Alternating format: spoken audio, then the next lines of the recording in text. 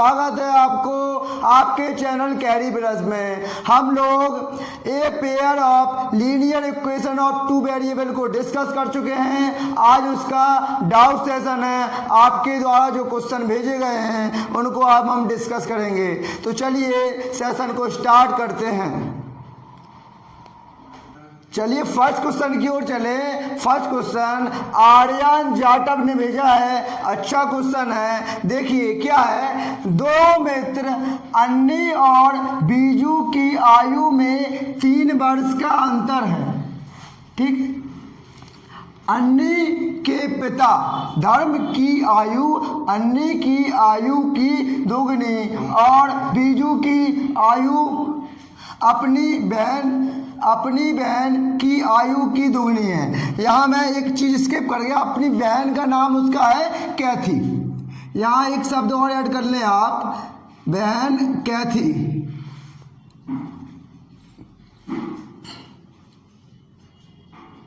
कैथी की आयु की दुगनी है। कैथी और धर्म की आयु का अंतर 30 वर्ष है।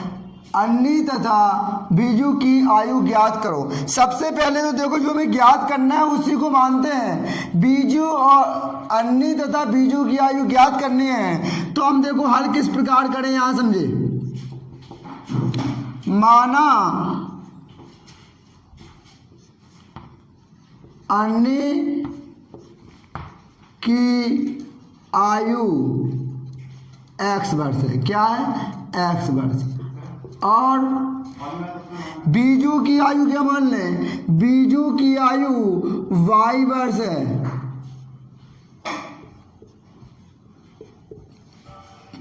y वर्ष। अब देखो, अन्नी की आयु x मान ली और बीजू की क्या मान ली? y मान ली। अब क्वेश्चन को स्टार्टिंग से करें। दो मित्र अन्नी तथा बीजू की आयु में 3 वर्ष का अंतर है। अब मेरी एक बात छोटी सी समझिएगा। मैं कहूँ 2 पर्सन है, एक मान लो सोनू है, एक मोनू है। उन दोनों की आयु का अंतर 3 वर्ष है। तो मैं ये क्या कह पाऊंगा कि सोनू बड़ा है कि मोनू बड़ा है? अब इसमें हम ये डिसाइड कर पा रहे हैं क्या कि अन्नी बड़ी है कि बीजू बड़ी है? अंतर कहो बीजू मान लो 7 साल की हो तो अन्नी 10 साल की हो सकती है। कहो ये 7 साल की हो, ये 10 साल की हो सकती है। अंतर का मतलब हम डिसाइड नहीं कर पा रहे हैं कि बीजू बड़ी है कि अन्नी बड़ी है। तो देखो इसमें 2 केस बने। एक केस में मान ले हम अन्नी बड़ी है, दूसरी केस में मानेंगे क्या?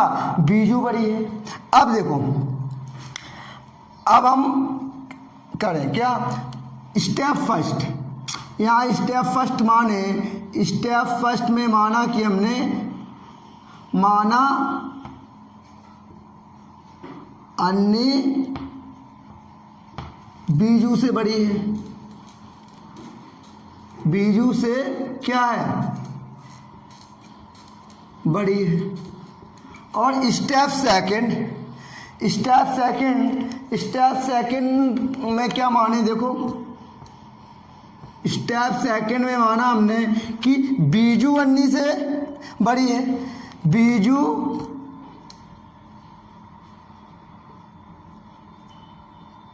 अन्नी से बड़ी है। अब हम ये डिसाइड नहीं कर पाए ना कि कौन बड़ी है। हमने दोनों कंडीशन लेके ली।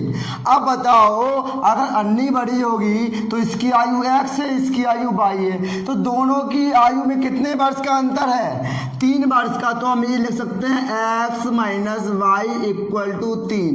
ये इक्वेशन फर्स्ट बनी हमारी। ये बताओ, इतनी बात आपको समझ में आई?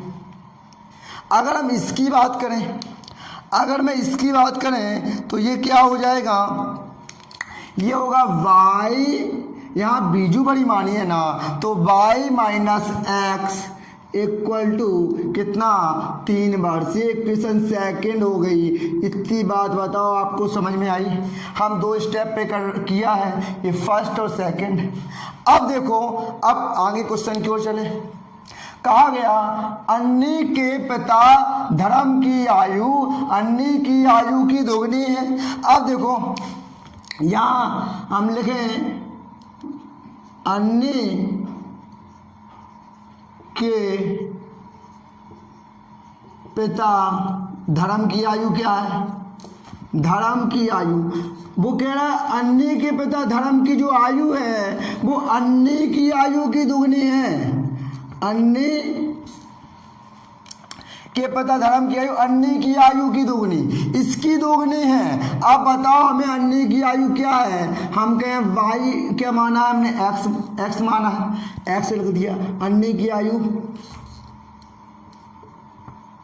अब कौन दुगना है, अब बताओ कौन दुगना है, अन्नी के पिता दुगने हैं। अगर अन्नी के पिता दुगने अगर हमें बराबर करना है तो क्या अन्नी की आयु में 2 का गुणा कर दें तो अन्नी के पिता की आयु आ जाएगी। हमें ये कहें मैं आपसे 2 गुना बड़ा हूँ, अगर आप और हमारी आयु बराबर करनी है तो अगर मैं मान लो ये सर ये आप हैं यू, मैं ये कहूँ मैं आपसे 2 गुना बड़ा हूँ, अगर दोनों की आयु बराबर करनी है तो आप कहेंगे सर मैं अपने में 2 का गुणा कर लूँगा, हम दोनों की एज बराबर हो जाएगी। ये समझ में आया।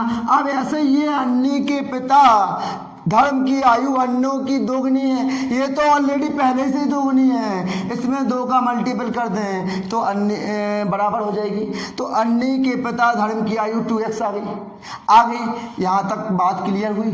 अब नेक्स्ट पढ़ो। और बीजू की आयु अपनी बहन कैथी की आयु की दुगनी है। आप देखो यहाँ देखो बेटा क्या है, बीजू की आयु, किसकी आयु की, अपनी बहन किसकी, कैथी की आयु की, कैथी की आयु। कौन दुगना है हमें ये बताओ, बराबर करना है, हमें बराबर नहीं था मान लो। अब ये कहा गया बीजू की आयु ये है, अपनी बहन कैथी की आयु की दुगनी है, ये दुगनी ऑलरेडी पहले से ही है। अगर हमें बराबर करना है तो कहो सर इसमें 2 गुना कर दो, इसमें कैथी में 2 गुना कर दो, दोनों की आयु बराबर हो जाएगी। ये तो ऑलरेडी देखो कहा है बीजू की आयु अपनी बहन कैथी की आयु की दुगनी है, ये तो ऑलरेडी पहले से ही दुगनी है, इसमें 2 गुना कर दें तो दोनों इक्वेशन बराबर हो जाएंगी। अब अगर मुझे कैथी की आयु निकालनी है तो बीजू की आयु हमें मानी है 22, तो यहाँ रख दें 22 बराबर 2, और क्या कैथी की आयु,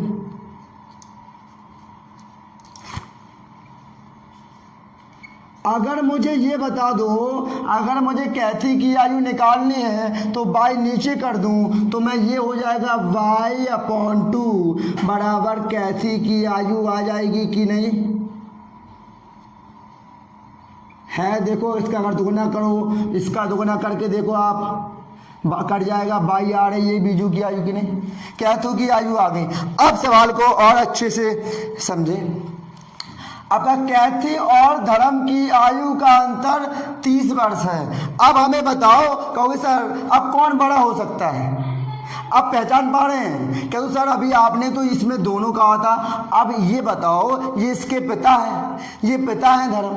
अब बताओ पिता और ये क्या है, इसकी क्या है, सिस्टर है, किसकी, बीजू की। बताओ पिता बड़े होंगे कि उसकी दोस्त की सिस्टर बड़ी होगी। अब तो आप कहेंगे सर जैसे मैं छोटी सी बात करूं, मैं कहूं मैं और आप में की आयु में 3 वर्ष का अंतर है, मैं कह दूं तो आप पहचान जाएंगे कि सर आप ही बड़े होंगे क्योंकि आप मुझे पढ़ा रहे हैं। ऐसी पिता है तो पिता धर्म ही बड़ा होगा, धर्म ही बड़ा होगा। अब देखो कहा कैथी और धर्म की आयु का अंतर 30 वर्ष है, तो धर्म बड़ा होगा और कैथी छोटी होगी। धर्म की आयु में और कैथी की आयु को घटा दें, बराबर 30 कर दें। धर्म कितने का है, देखो 2x का है। सेकंड प्रश्नानुसार मैं लिख रहा हूं अकॉर्डिंग टू क्वेश्चन, धर्म कितने का है, धर्म कितने का, 2x का, तो 2x माइनस और कैथी कितने की आई है, y/2 equal to 30, equal to 30। अब यहाँ हम कर लें, यहाँ कर ले, 2 हम क्या ले रहे हैं, एलसीएम ले लें। यहाँ 2 दूनी 4x minus y equal to 30। अब इसे सॉल्व करें तो सॉल्व करेंगे तो ये इक्वेशन आ जाएगी बेटा हमारी 4x माइनस के वाई इक्वल टू 30 दूनी 60। ये इक्वेशन थर्ड हो गई हमारी, ये इक्वेशन क्या हो गई, इक्वेशन थर्ड हो गई। अब इतनी बात आपको समझ में आई। अब हम क्या करें, इक्वेशन फर्स्ट और थर्ड को सॉल्व कर लें, x और y की वैल्यू आएगी।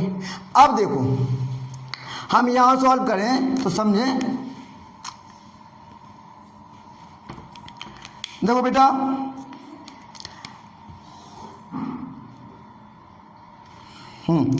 समी इक्वेशन फर्स्ट व थर्ड से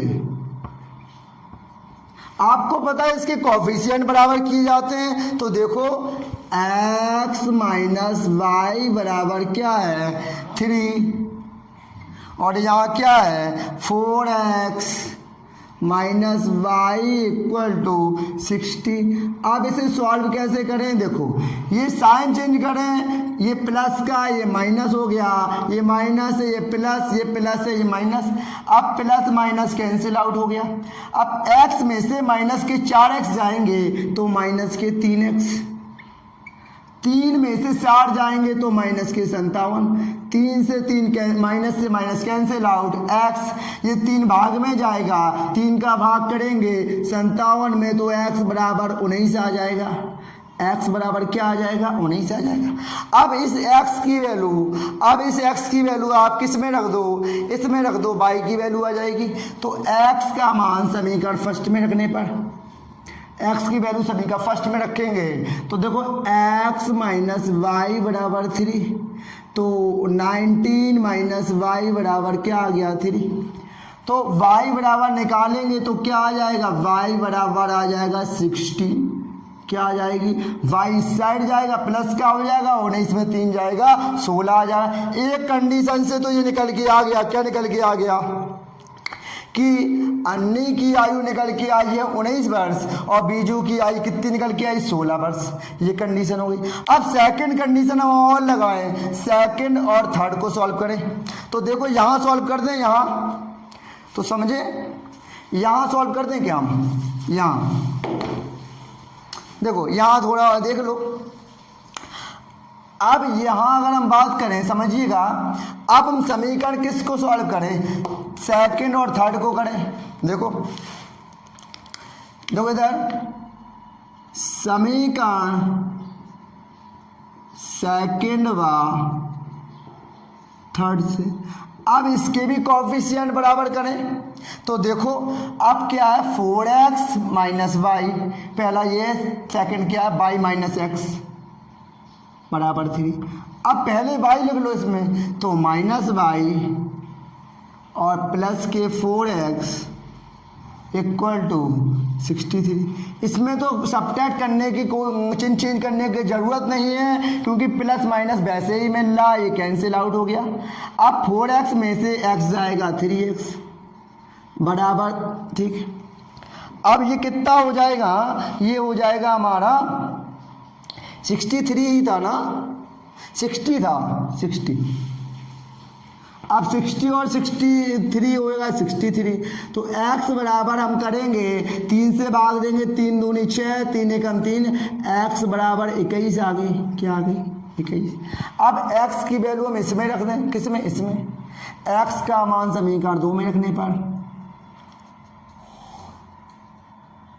2 में रखने पर अगर रखेंगे तो देखो क्या आ जाएगा, y minus x equal to 3 है, x माइनस 21 इक्वल टू 3, तो x बराबर 21 प्लस का हो जाएगा 3, तो x बराबर 24 आ गई, x बराबर 24 आ गई। अब इससे समझ में आया आपको क्या, देखो ये हो गया। अब x की वैल्यू हमने कहीं रखी, यहाँ y होगा, क्या होगा y, तो y बराबर क्या आ गया, x नहीं सॉरी y इक्वल टू क्या आ गया 24 आ गया। अब देखो ये 2 कंडीशन बनी, ये 2 कंडीशन बनी। मैं यहाँ थोड़ा इरेज कर दूँ, आई होप आप लोग नोट कर लिया होगा, नहीं तो आप स्क्रीनशॉट ले लीजिएगा, मैं इरेज कर रहा हूँ।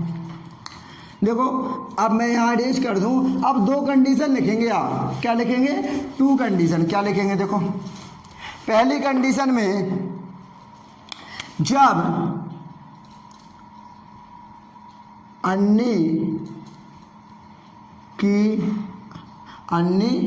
की आयु बड़ी हो तो जब अन्य की आयु बड़ी होगी तो अन्य एक्स बराबर कितनी निकल के आई है, एक्स बराबर क्या करें निकल के आई है 19। तो अन्य की आयु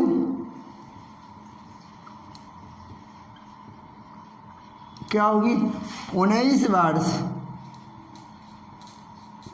तथा बीजू की आयु 16 वर्ष होगी। कितने वर्ष होगी, 16 वर्ष होगी। अब नेक्स्ट लिख देंगे कि जब बीजू की आयु बड़ी हो, अन्नी से बड़ी हो तो देखो बेटा अन्नी की आयु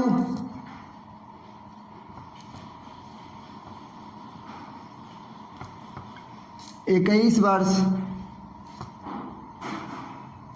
तथा बीजू की आयु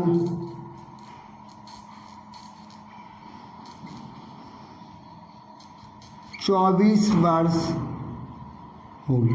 इतनी बात मेरी समझ में आई होप आपको अच्छे से समझ में आ रहा होगा। दो कंडीशन बनाई हमने, दोनों का निकाल दिया।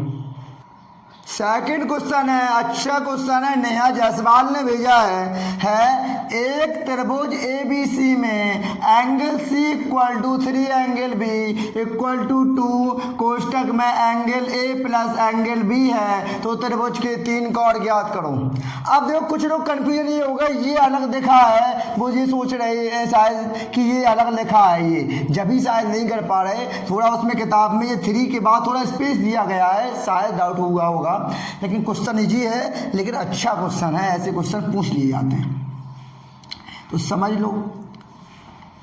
अब ये तीनों इक्वल दिए गए हैं, इसको चाहे हम इसके इक्वल कर दें, इसको चाहे इसके इक्वल कर दें। अब ये करें, देखो एंगल C बराबर 3 एंगल V किया हम, ठीक ठीक।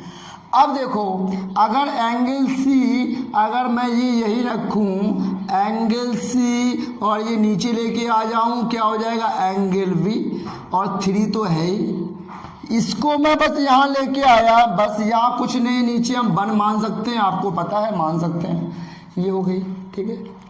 अब देखो अब आप कहें कि मैं इसको भी सॉल्व, अब इसको इसके बराबर कर दें तो क्या है 3 angle V equal to 2 angle A plus angle B। अब देखो क्या करें, 3 एंगल V तो यही रखें, 2 का मल्टीप्लाई करें 2 angle A plus 2 angle B। अब 2 एंगल B यहाँ लेके आ जाए, 3 angle V minus 3 angle V minus के 2 angle V equal to 2 angle A, ये साइड ही। अब 3 एंगल B में से 2 एंगल B जाएगा, बचेगा 1 angle B upon 2 angle A, ये बचा है। अब हमें बताओ कि अगर हम एंगल A यहीं रखा रहने दें और ये नीचे लेके आ जाए, क्या हो जाए एंगल V बराबर, यहाँ कुछ नहीं है तो क्या बचेगा 1 अपॉन, और ये कहाँ चला जाएगा नीचे 2, ये निकल के आ गया। ये दो कंडीशन निकल के आई हैं, इसको देखें अच्छे से, इसको एनालिसिस करें हम। अब ये बताओ मैं, ठीक है हम मान लें रेशियो में कि एंगल A तो 1 है, यहाँ एंगल B 2 दिखा रहा है, यहाँ एंगल B 1 दिखा रहा है एंगल C, तो ये हो सकता है क्या, नहीं हो सकता। एंगल V को हमें बराबर करना पड़ेगा। तो देखो किस टाइप से करते हैं, इससे यहाँ लिखो, यहाँ आप लिखो angle A ratio angle V ratio angle C. ठीक, ये निकालना है, समझो। एंगल ए कितना है, कहेंगे 1 है पहली कंडीशन, और एंगल वी कितना है 2 है। यहाँ हमने 1 और 2 पुट कर दिया। इतनी बात मेरी बताओ, यहाँ समझ में आया आपको कैसे किया है हमने? यहाँ लिखा 1 और यहाँ लिख दिया 2। अब यहाँ कितना है एंगल वी 1, यहाँ एंगल वी 1 लगाएंगे हम। यहाँ सी कितना है, यहाँ 3 है, यहाँ 3 लगाएंगे।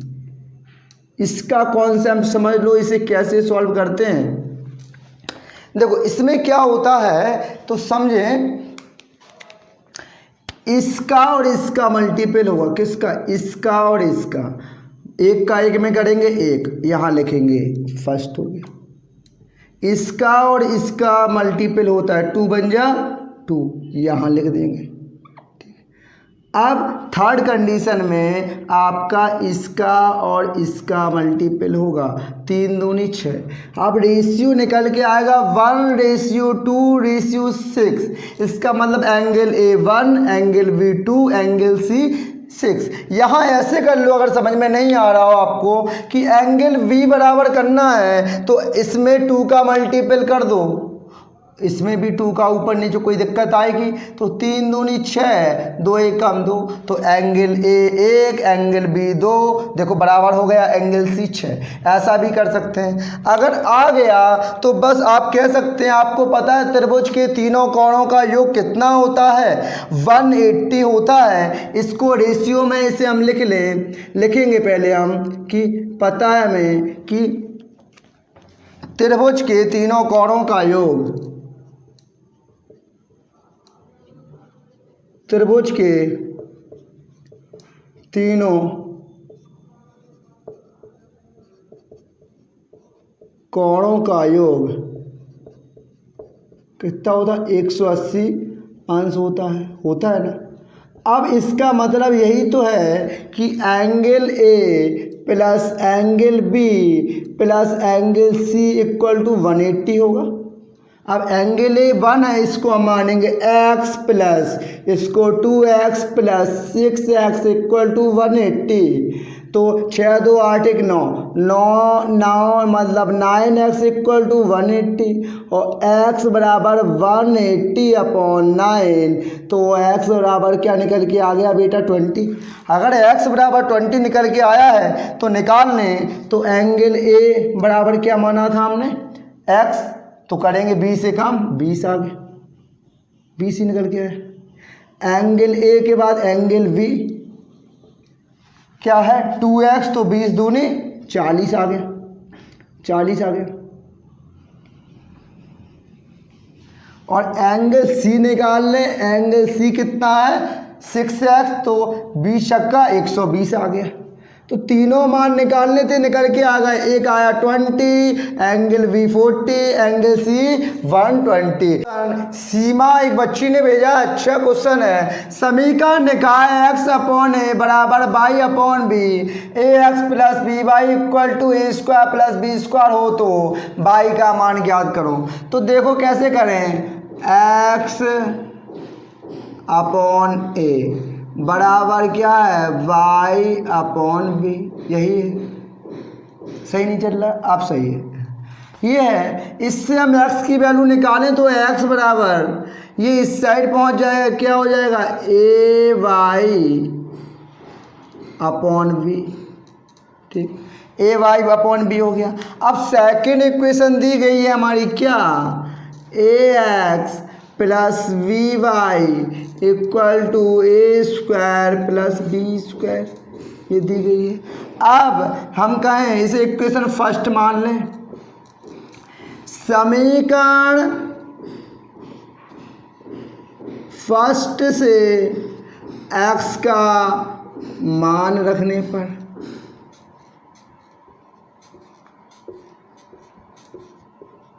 रखेंगे तो a तो यही हो जाएगा, x की वैल्यू रखेंगे क्या होगी a/b plus K B Y same as it is लिख दो, A square plus B square same लिख दो।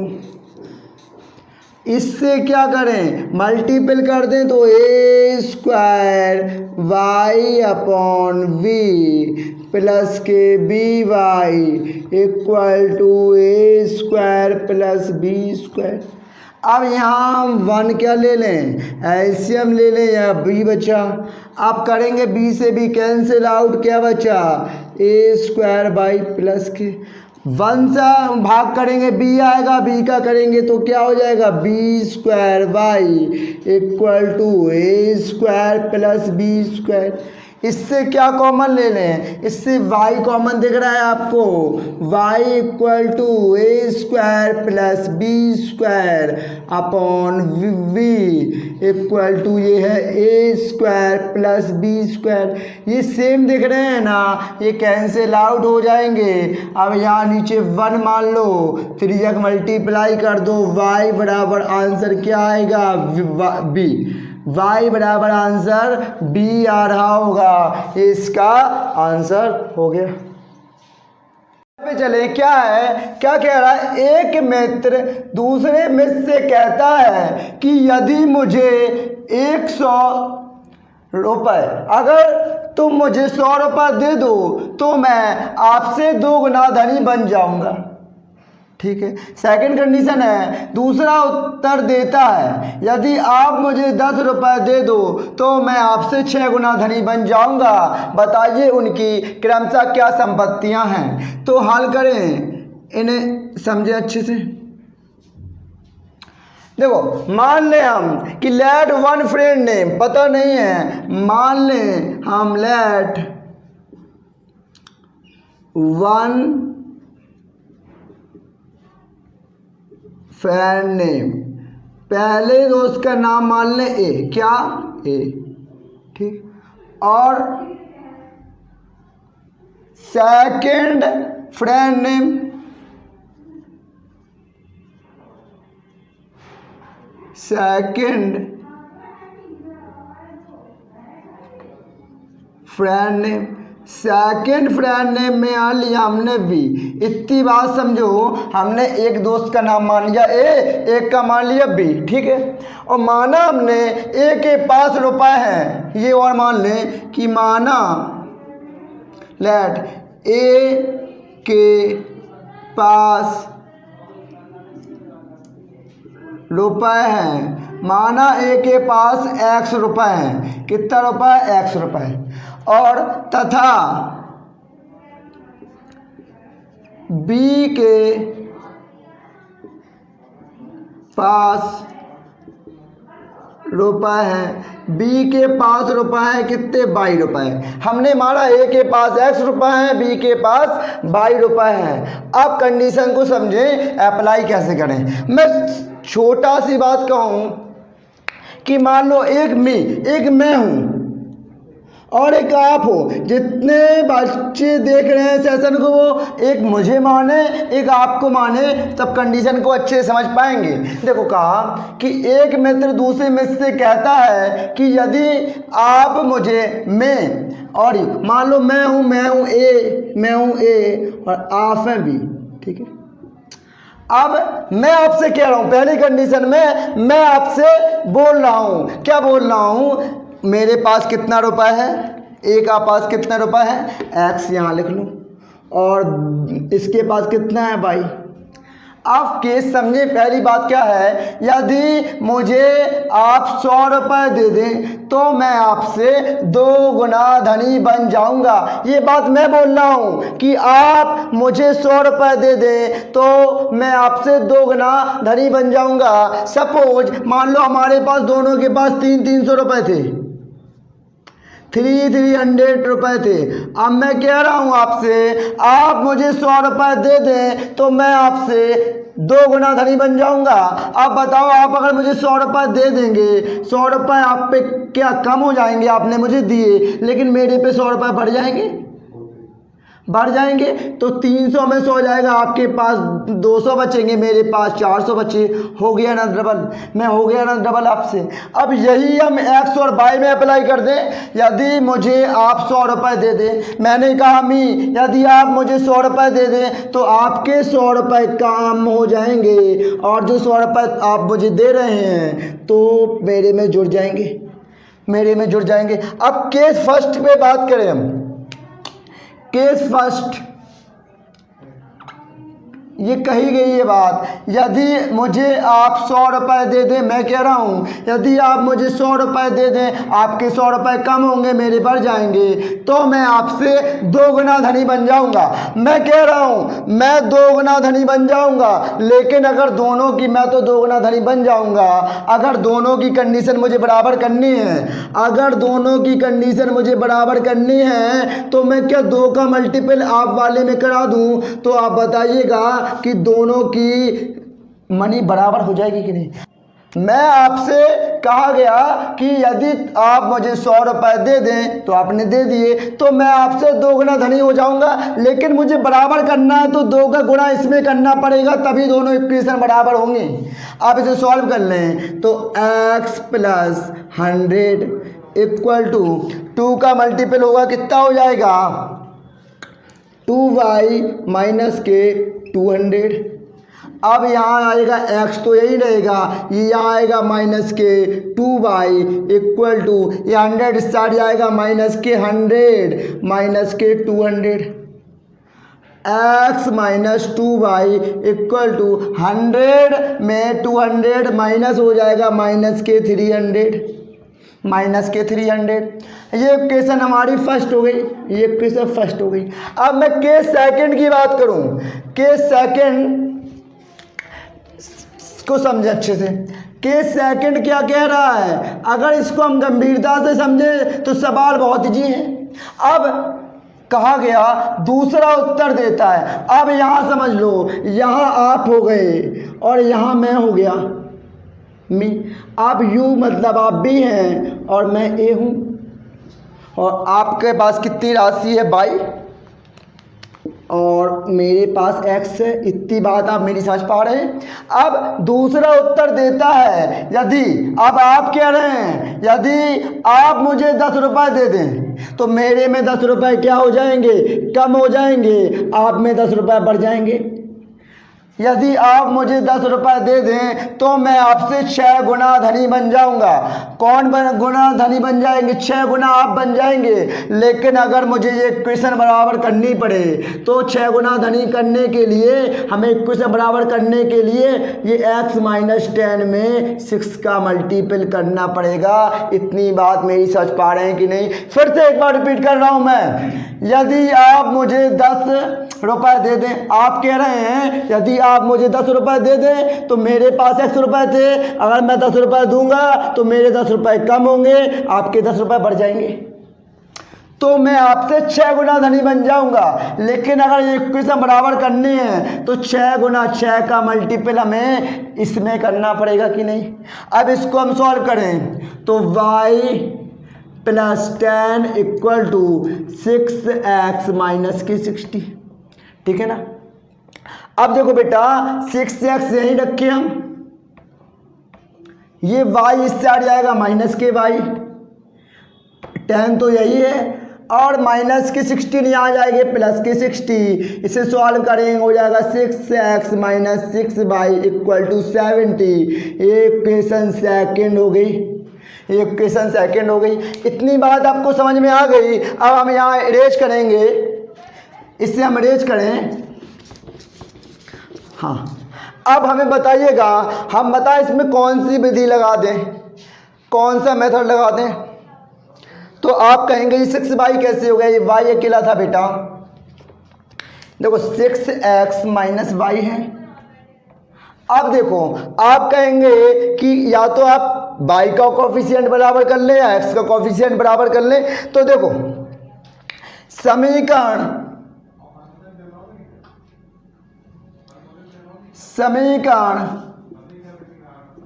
सेकंड में 2 का गुणा करके हल करने पर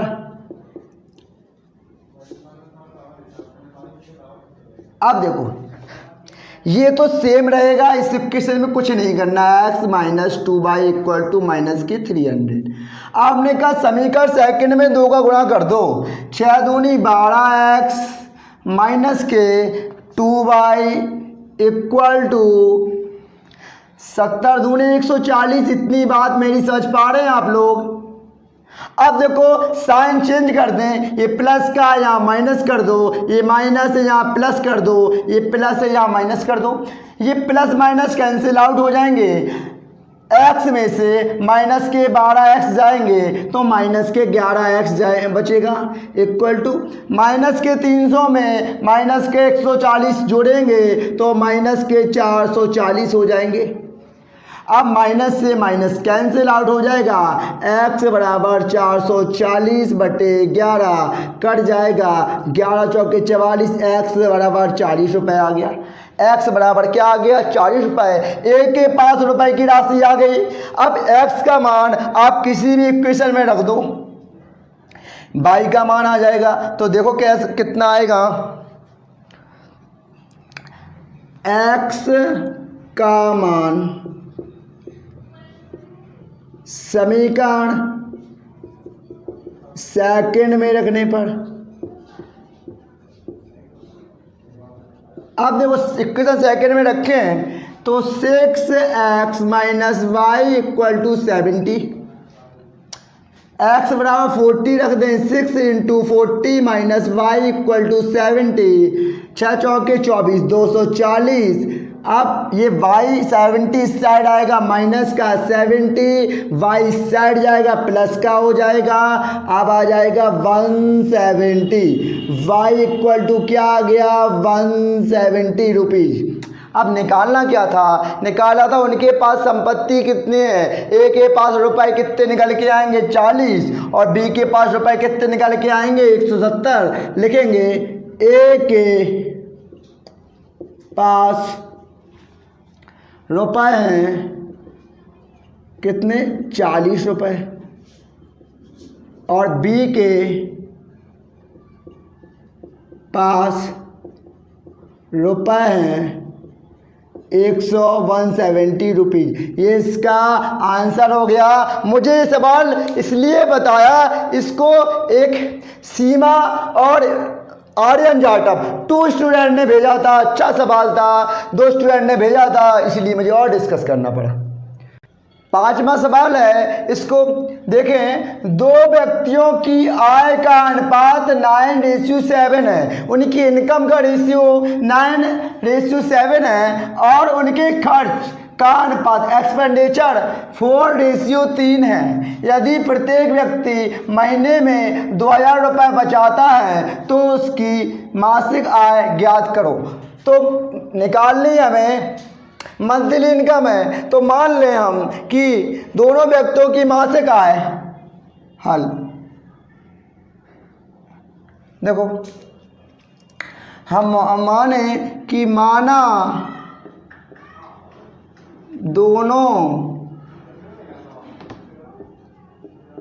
दोनों व्यक्तियों की मासिक आय क्रमशः रेशियो में दिया गया है, तो मान लें 9x व 7x है, ठीक, x में मान लिया। तथा उनके खर्चों का अनुपात, दोनों व्यक्तियों के खर्चों का अनुपात क्रमशः दोनों व्यक्तियों के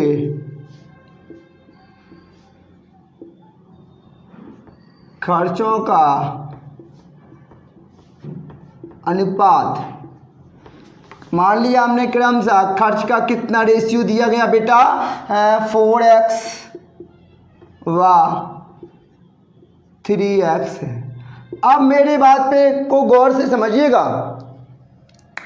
अगर कोई मान लो 9x कमाता है और 4x खर्च कर देता है, अगर मैं आय में से खर्च घटा दूं तो बचत नहीं निकलेगी। आपको पता है कि देखो आय में से अगर मैं खर्च को घटा दूं तो क्या निकलेगी, बचत निकलेगी कि नहीं निकलेगी। इतनी बात आपको समझ में आई कि नहीं। अब देखो प्रश्नानुसार जो कहा गया उस पर ध्यान दो कि हम प्रश्नानुसार क्या है, 9x क्या है, 9x आय है। अगर मैं 9x में 4y सब्ट्रैक्ट कर दूं और बराबर लिख दूं 2000 तो इसमें कोई दिक्कत नहीं होगी। क्यों, मेरी मान लो आय में से खर्च को घटा दूं तो क्या निकल के आएगी, बचत निकल के आएगी। सपोज डैट मेरी आय 10,000 रुपये है और मेरे खर्च 7,000 रुपये हैं, तो मेरी बचत कितनी हुई, तो 10,000 में आप 7,000 घटाएंगे तो बचत निकल के आएगी। सेम प्रोसीजर इसमें लगाओ, उसकी आय कितनी है 9x, खर्च कितना है 4y पहले की, और लेकिन वह प्रत्येक व्यक्ति महीने में 2,000 रुपये बचाता है, तो फर्स्ट कंडीशन ये बन गई। अब सेकंड क्या है 7x, इसकी आय कितनी 7x, खर्च कितना है 3y, ये भी कितना सेविंग करता है 2,000। ये दो इक्वेशन बन गई ना। अब ये बताओ हमें इनके कोफिशिएंट बराबर करें तभी सॉल्व कर पाएंगे, मतलब विलोपन विधि प्रतिस्थापन में या तो इनका x का मान निकालो इसमें रखो तब निकाल पाएंगे, लेकिन सबसे इजी मेथड होता है हमारा विलोपन विधि, उसको अप्लाई करें। तो इसमें अगर मैं 3 का मल्टीपल करा दूं इसमें 4 का तो 12 ये y के कोफिशिएंट बराबर हो जाएंगे, सॉल्व हो जाएगा। तो देखो क्या करेंगे, समीकरण 1 में 3 से गुणा तथा समीकरण 2 में 4 से गुणा करने पर, ठीक है।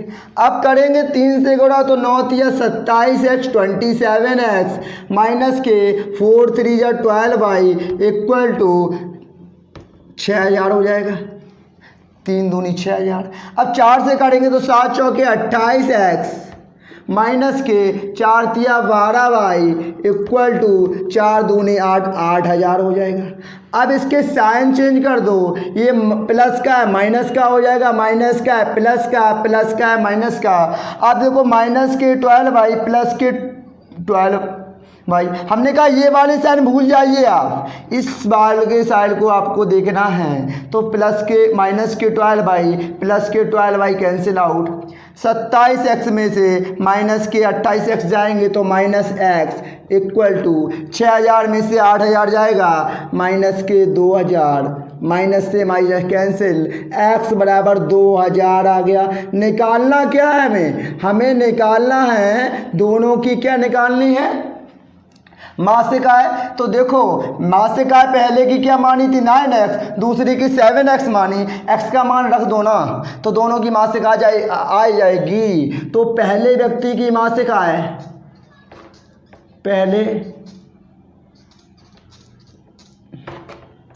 पहले व्यक्ति की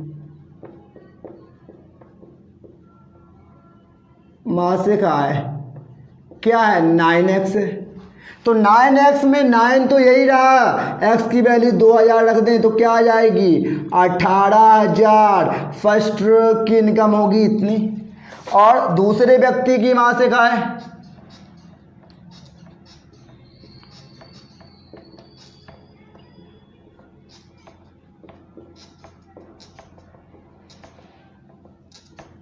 कितनी है आप कहेंगे 7x।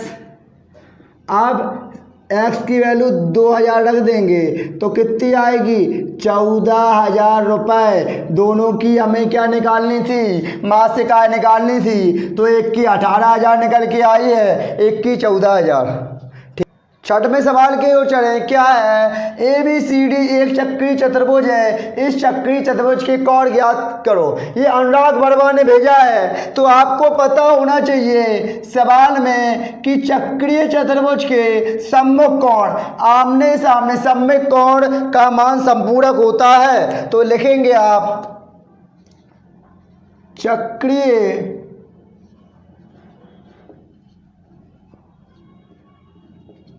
चतुर्भुज के सम्मुख कोण क्या होते हैं? संपूरक होते हैं। संपूरक कितने अंश का होता है आपको पता होना चाहिए। चक्रीय चतुर्भुज के सम्मुख कोण संपूरक होते हैं। संपूरक 180 डिग्री का होता है दोनों एंगल। अब देखो, अब हम कहें एंगल A और एंगल C प्लस कितना हो जाएगा? दोनों हमारे 180 हो रहे होंगे, संपूरक 180। इतनी बात बताओ मैं, इन दोनों को हम ऐड कर लें तो देखो 4y प्लस 20 माइनस के 4x इक्वल टू 180 डिग्री। ठीक है, अब इक्वेशन बना लें। देखो माइनस के 4x, पहले x का टर्म लिख लिया हमने, प्लस के 4y, y का इक्वल टू 180 यही रहा, और 20 साइड गया माइनस के 20। तो माइनस के 4x प्लस के 4y इक्वल टू 160 डिग्री। ये पहली इक्वेशन बन गई। अब सेकंड ये लिखे हम, चक्रीय चतुर्भुज के सम्मुख कोण संपूरक होते हैं। इससे सेकंड ये भी लिखना पड़ेगा फिर से कि चक्रीय चतुर्भुज के सम्मुख कोण संपूरक होते हैं। अब कौन से हो जाएंगे? अब आप कहेंगे कि B और D वाले 180 हो जाएगा, मतलब angle B plus angle D 180 हो रहा होगा। एंगल B का मान 3y माइनस 5 प्लस के एंगल D का मान माइनस के 7x प्लस के 5 इक्वल टू 180। अब हो जाएगा 3y माइनस 5 माइनस के 7x प्लस के 5 इक्वल टू 180। ये प्लस 5 और माइनस 5 कैंसिल आउट हो जाएगा, बचेगा माइनस के 7x, पहले x का टर्म लिख लें फिर y का टर्म्स इक्वल टू 180। अब इन दोनों को क्या कर लें? इन दोनों को सॉल्व कर लें। तो देखो सॉल्व कैसे करें। ये 4y है, ये 3y है। तो देखो या तो हम x का कोफिशिएंट बराबर कर लें या y का कोफिशिएंट बराबर कर लें। तो देखो y में हम 3 का मल्टीपल कर दें 12, इसमें 4 का। तो देखो समीकरण 1 में 3 का गुणा तथा 2 में 4 का गुणा करके हल करने पर अब इसमें हम 3 का गुणा करें तो माइनस के 12x हो जाएगा, देखो प्लस के 12y। ठीक है, 3 का कर रहे हैं ना, 16 तिया 48, 480 डिग्री। ठीक है, इसमें हमने कितने का कहा? 4 का कर दें तो माइनस के 7 चौके 28x प्लस के 4 तिया 12y इक्वल टू 4 से करेंगे तो 18 चौके 72।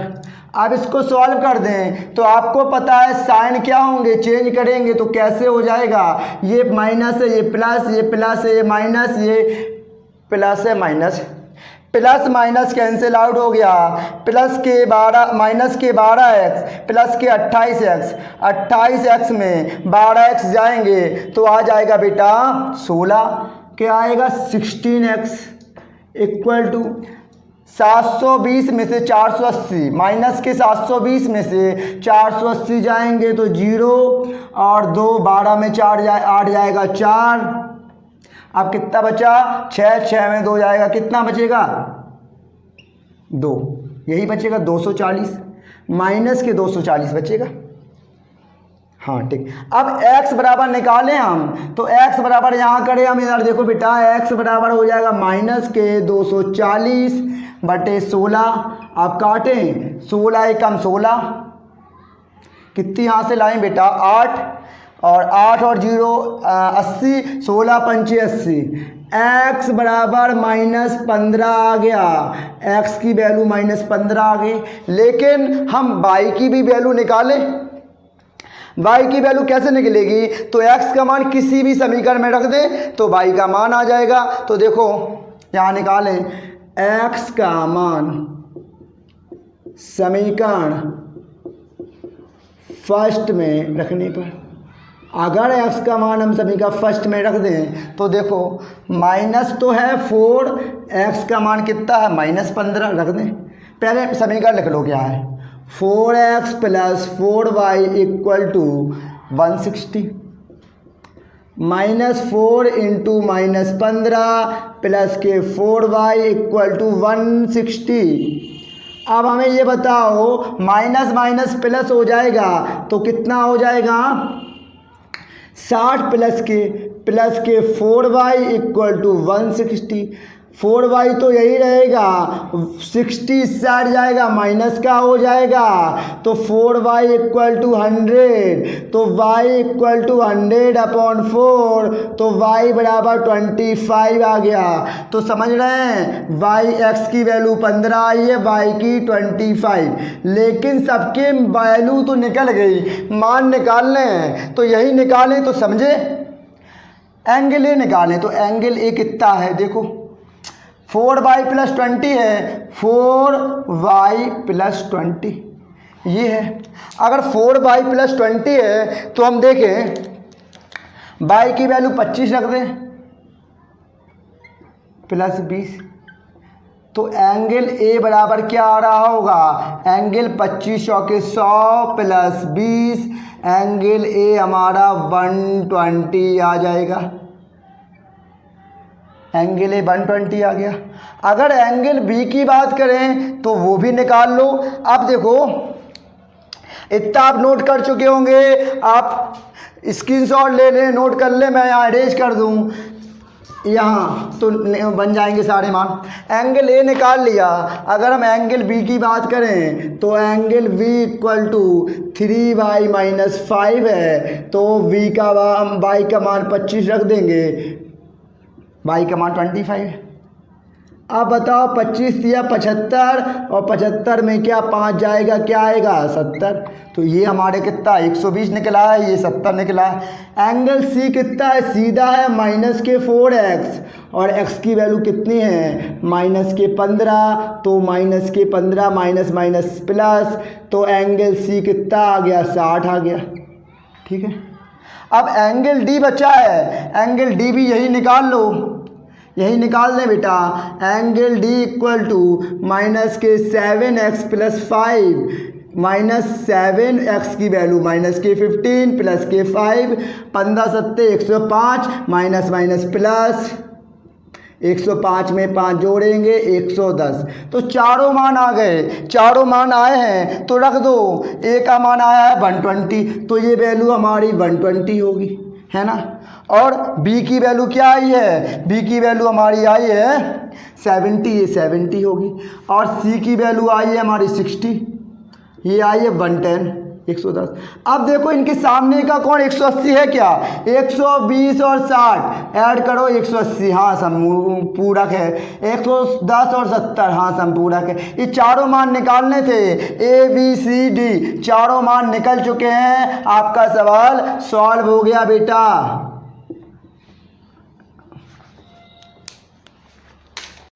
तो आज का सेशन यहीं तक रखते हैं, आपके सारे डाउट्स हमने क्लियर कर दे।